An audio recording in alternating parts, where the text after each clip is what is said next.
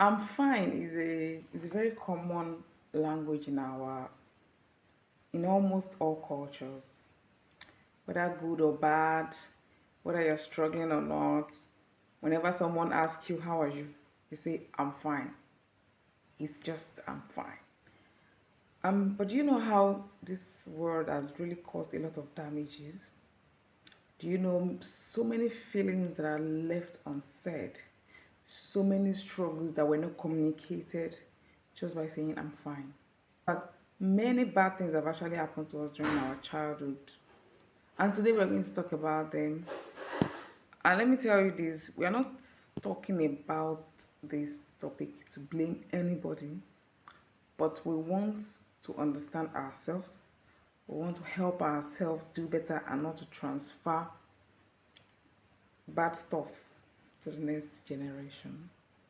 All right, so every culture has its own philosophy, and they usually get this philosophy from history. Like, for example, some disciplines, some structure within the family are passed from one generation to another, and they have reasons why they do so, possibly because of how it helped them to survive, how it helped them to navigate poverty, how it helped them to, endure hardship. So many parents, many families prioritize whatever it is that kept their families intact or that kept them alive. And in this context, some people value obedience and respect for elders. In fact, in some places, you dare not talk when the elders are talking. Another family uphold discipline and structure. We do this at this time. Any other time, we don't talk about it. You know, rigid rules and regulations. This is how we do it in my family. Some people prioritize resilience in the face of suffering, telling their children, we raise strong men, we don't raise weak women here. And some people value academic and professional achievement as a part out of hardship. Some, it is a collective identity that they value over individual expression. These are not bad values. Many of them have built extraordinary, strong, and great men and women. It's just that emotional safety is left out of it, out of all of this. Emotional expression, emotional health is not being catered for in all of these things. Many of us grew up hearing statements like stop crying, keep quiet, what is it? You're too sensitive, man up. Maybe they'll tell some people that if anybody is crying, they tell the person your mates are suffering out there. Your own life is still better, so keep quiet. So the person tends to just shut down the emotions.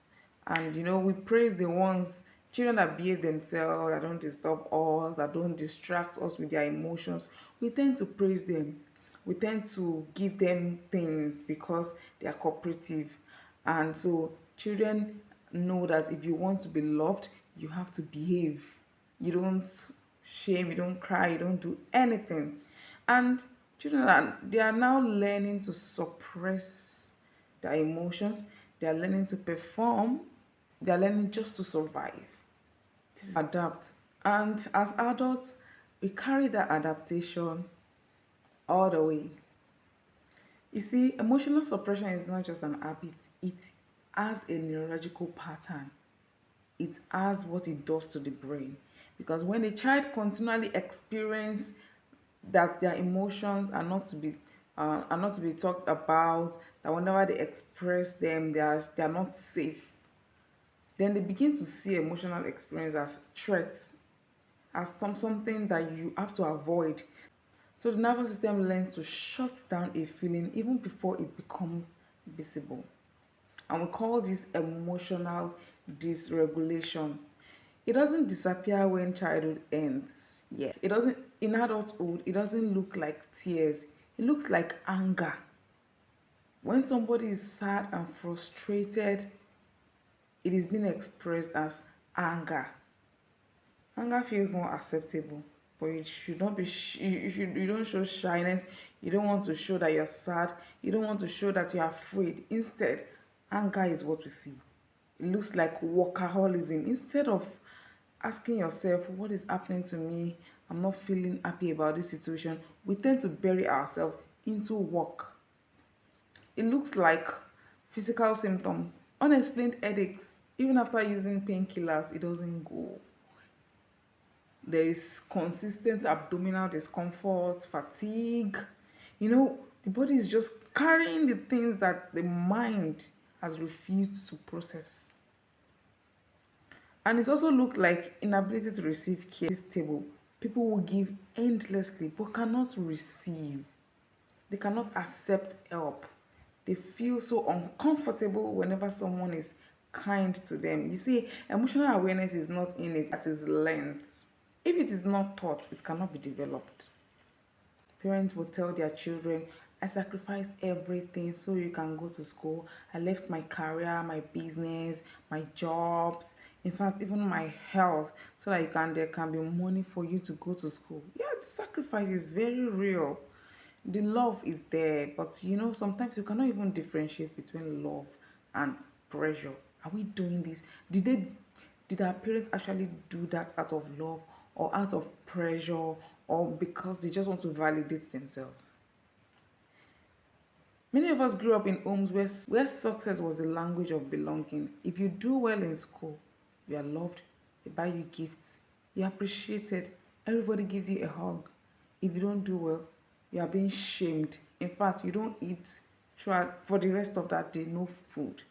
And some people are being shamed because of it. So children just develop a belief that my value is dependent on my performance. But fast forward to 30 years later, that child is now an adult, doing well in his work, but still feel like he's not adequate, still feel like it is not enough. They still feel like they can make one mistake that can just disgrace themselves or their family. Yeah, and so they cannot rest without guilt. A lot of us in Africa, a lot of us in Nigeria, we have learned to even apologize before asking for help. Everything, sorry, please, can you do this? Please, I just want to ask, please, this and that.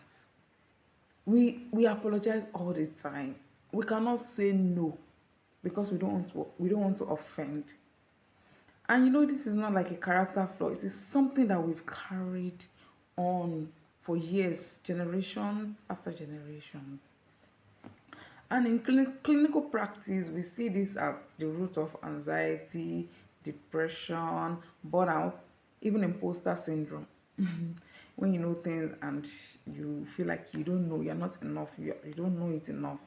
So this conversation is not to blame our parents because they are also trained that way. They didn't know how to do better. That was how they were raised, and that was how the people that raised them were raised too. So they didn't know any better. They only did what they received from their parents. So this conversation is not to blame parents because most of them did not just sit down to harm their children. They are only doing what they have learned how to do. They didn't know how to do better. They are reacting based on what their parents have taught them and based on what their own parents have learned from theirs too. So understanding this does not erase the pain. It just made us to understand ourselves better. To not to say, why did they do this to me? No, but you just want to know that what is it that's happening that made it look like it was love all this while. So healing starts from you being able to name your emotions. You being able to identify that I'm feeling sad actually. It is not anger. It's not everything you're just irritable, angry, shutting down everything. No. What is actually happening? I'm afraid. Afraid of what? You want to be able to identify the emotions. I'm feeling lonely. Yeah. I feel disappointed. I feel left out. Those are the feelings that you want to identify. I feel ashamed. You want to identify them. And the other aspect of healing is in therapy, where you have to see a professional to take you through the journey. And another thing that can help healing is the relationships that we have. We need to be able to be in the right relationship where love is well expressed and we're able to see what love really looks like. You cannot heal in isolation. You still heal in a relationship, in a good community, in a good family system. And for people who were raised in homes where expressions are not being done, where feelings are not expressed, may feel awkward in the first place. In fact, some can be religious about it and say, I'm not sad in the name of Jesus, I'm not afraid, I'm not ashamed, all those things, you know. But it is a call for you to be honest with yourself. It is not what you want to tell the world, it is what you want to tell yourself. And be honest with yourself about your emotions. And also, for people who are now parents, we have to break this cycle. And it doesn't mean we're not going to parent our children well. It doesn't mean we are going to remove the structure or we're not going to set bound. We are going to do all this. But we're going to normalize showing, expressing emotions. You can tell your children it is normal for you to be upset. One, or you can tell your child, I see you're struggling, I see you're angry. Can we talk about it? So I would like to hear from you. What are the things that you might have heard in the past when you were a child and that is still forming your emotions? You still carry it on till today? Or is there something that you've heard that usually define your worth or define how you express yourself, how you handle emotions? So tell me how you normally see yourself. You can be surprised to see that a lot of people are having the same thoughts, having the same feelings. So, and if this episode resonates with you so much, please like it, share with other people, and subscribe to get more conversations around these topics like this in mental health. Thank you. Bye.